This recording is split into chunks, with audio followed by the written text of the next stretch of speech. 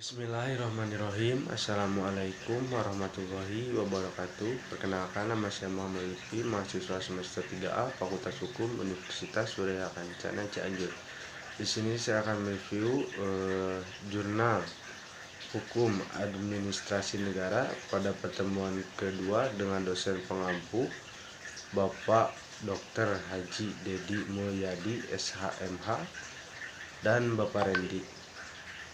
Di sini saya akan mereview jurnal tentang perkembangan dan urgensi instrumen hukum administrasi pasca penetapan Undang-Undang Nomor 2 Tahun 2020 pada masa pandemi COVID-19. Di sini saya akan menjelaskan tentang perkembangan dan urgensi instrumen hukum administrasi. Masalah pandemi COVID-19 dinyatakan terselesaikan dan negara menganggap perlu adanya regulasi. Dalam hal ini, undang-undang kemungkinan besar akan dibentuk lagi sebagai upaya dan wujud legitimasi kebijakan pemerintah. Akan tetapi, sebagaimana diketahui bersama bahwa waktu dan anggaran yang dibutuhkan untuk membentuk suatu undang-undang relatif lama jika menggunakan prosedur legislasi biasa.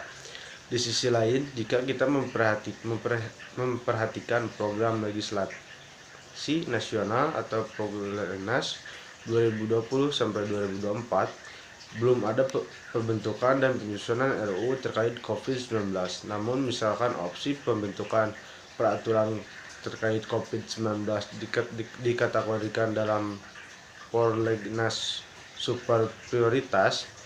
Dalam hal ini, hal tersebut dapat menimbulkan permasalahan, terutama tentang dasar hukum pembentukannya yang masih menjadi kontroversial di kalangan publik.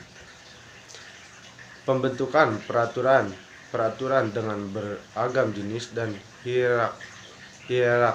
hierarki pada masa pandemi berpeluang menggendorkan semangat penyederhanaan peraturan yang saat ini tercermin dalam beberapa kebijakan negara. Proses simplifikasi terhadap peraturan tidak hanya untuk menghindari timbulnya overregulation, tetapi juga untuk memberikan rasa aman dan nyaman terhadap setiap subjek hukum dan lalu lintas hukum.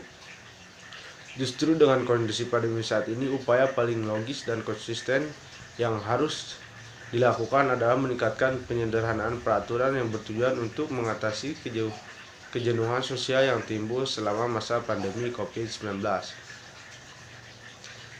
Berdasarkan pasal 22 ayat 2 Undang-Undang Nomor 30 Tahun 2014 mengatur bahwa setiap menggunakan diskresi penjabat pemerintah bertujuan untuk melancarkan penyelenggaraan pemerintah, mengisi kekosongan hukum, memberikan kepastian hukum, mengatasi stagnasi pemerintahan dalam keadaan tertentu guna kemanfaatan dan kepentingan umum. Dari ketentuan di atas dimungkinkan untuk menerapkan diskresi selama pandemi COVID. Tak lain adalah untuk menyelesaikan berbagai persoalan yang muncul dalam penyelenggaraan pemerintahan meski tanpa didahului atau dibentuk berbagai peraturan. Mungkin cukup sekian dari saya. Mohon maaf bila ada kesalahan. Wassalamualaikum warahmatullahi wabarakatuh.